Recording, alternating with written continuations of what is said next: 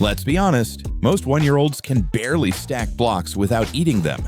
But Stewie Griffin, he's out here building doomsday devices while the rest of us struggle to program our DVRs. Well. From mind control to time travel, these inventions prove that Stewie isn't just the most dangerous baby in Rhode Island. Today, we're counting down the creations that make Einstein look like he was playing with Lincoln Logs.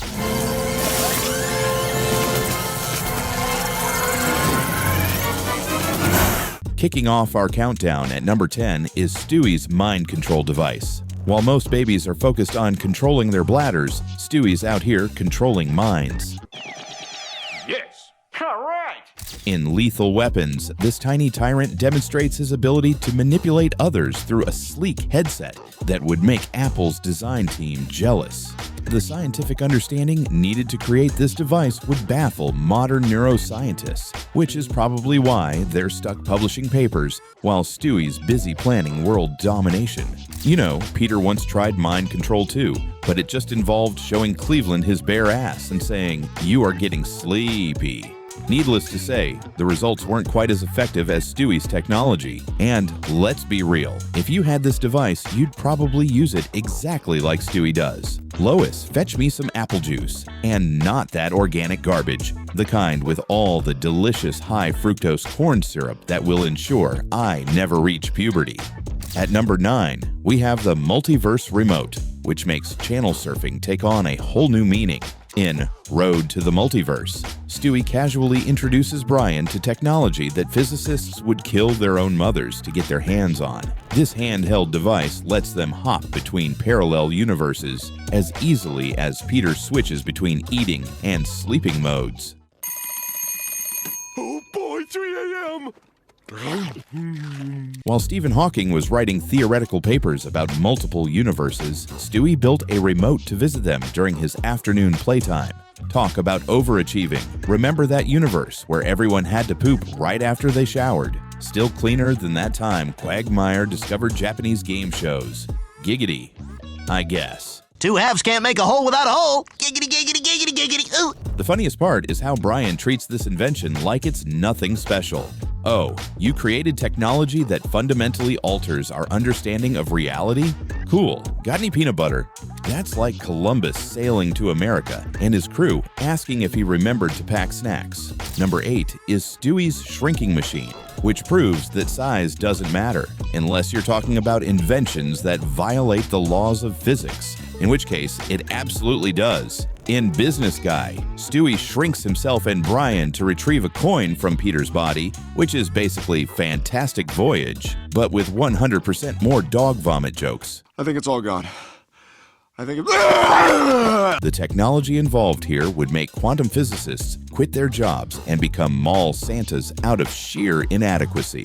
You know what they say, it's not the size of the invention that counts, it's how you use it to infiltrate your father's digestive tract. Actually, nobody says that except maybe in the Griffin household. The real miracle isn't the shrinking, it's that they survived Peter's body at all. Between the beer, the questionable food choices, and that time he swallowed an entire model train set because he thought it was bite-sized. His insides must look like a condemned Chuck E. Cheese. Coming in at number 7 is Stewie's weather control machine. While the rest of us check weather apps to decide if we need an umbrella, Stewie's asking, what kind of meteorological conditions would I prefer today? This technology makes Al Roker look like a caveman pointing at clouds and grunting. Our best meteorologists can barely predict rain accurately, and here's Stewie controlling it, like it's the volume on a TV remote. It's similar to how Peter can control the weather in the Griffin house. He eats 5 bean burritos, and suddenly there's a Category 5 disaster in the living room that forces the family to evacuate. The main difference? Stewie's version probably smells better. The real question is why a baby who spends 90% of his time indoors cares about controlling weather. It's like when Brian writes novels nobody reads, or when Cleveland attempted to make his bathwater stay in the tub. No, no, no, no, no, no! Ambitious, but ultimately pointless. At number 6, we have Stewie's hypnotic control device. While regular hypnotists need swinging pocket watches and willing participants, Stewie just needs a victim within range of his gadget. In several episodes, he uses this technology to manipulate family members and neighbors without them even realizing it. It's like when Lois convinces Peter they need to go to her mother's house, except it requires actual technology instead of just the promise of sex afterward. Let's do it so loud the kids wake up. The ironic part is that Stewie created a sophisticated hypnosis device when simply saying "cookie" would get Chris to do literally anything. Talk about over-engineering a solution. It is like using a flamethrower to light a birthday candle. Effective, but maybe a bit excessive. You've got to wonder if Stewie ever considered using this on himself. You will not be obsessed with killing Lois. You will focus on potty training instead. But then we'd lose half the show's plots, and nobody wants that. Halfway through our list at number 5 is Stewie's Age Manipulation Ray. This device can make people younger or older faster than watching a Nicolas Cage movie marathon, which somehow manages to do both simultaneously. In Saving Private Brian, Stewie demonstrates this technology with results that would make plastic surgeons throw their scalpels into the sea in defeat. Who needs Botox when you could just get zapped back to your 20s? It's the kind of technology Peter would absolutely abuse. Can you imagine? Hey Lois, I'm going to age regress myself to 12 so I can ride the kiddie roller coaster, then age myself to 65 for the senior discount at Denny's, then back to 21 for the bar crawl. He'd be switching ages more often than he changes his underwear, which isn't saying much since that's roughly a quarterly event. The most disturbing part is imagining what would happen if this device fell into Quagmire's hands. Actually, let's not imagine that. Some thoughts should remain unthought, like whatever goes through Herbert the old man's mind when he sees Chris mowing the lawn. At number 4, we have Stewie's cloning machine. In The Hand That Rocks the Wheelchair, Stewie creates an evil clone of himself, which is like making a spicier version of already nuclear hot sauce. Creating a genetic duplicate with memories and personality intact is something our best scientists can only dream about while crying into their inadequate research grants. Stewie does it with parts he presumably ordered from Amazon Prime. The irony of Stewie making an evil clone is like Darth Vader having a more evil twin. Evil Stewie, come with me. We're going to run a few tests on... How exactly do you out-evil someone whose first words were "victory shall be mine" instead of "mama"? Mommy! Mommy! It's like making a wetter version of the ocean or a more inappropriate version of Peter's dinner table conversations. The most realistic part of this episode is that even Stewie himself can't stand another Stewie. It's the same reason why Meg's clones would probably bully the original Meg. Some things are just universal constants. Breaking into our top 3 at number 3 is Stewie's teleportation device. This invention moves people from one place to another faster than Cleveland's ex-wife Loretta moved on to new boyfriends. The scientific challenges of teleportation are enormous. Deconstructing atoms and reconstructing them perfectly elsewhere is something our physicists can barely conceptualize. Meanwhile, Stewie built his teleporter between nap time and diaper changes. You know Peter would use this technology exclusively to teleport directly to the refrigerator from the couch. Lois, the teleporter isn't working. Peter, you're supposed to be teleporting more than 6 feet away. That sounds like a problem for walking Peter, not current Peter. The scariest thing about Stewie's teleporter isn't the technology. It's imagining what would happen if the Griffin's luck held true while using it. Given Peter's track record with regular doorways, he'd probably come out the other side with his head attached to his butt. Though, to be fair, many would argue his head is already there most of the time.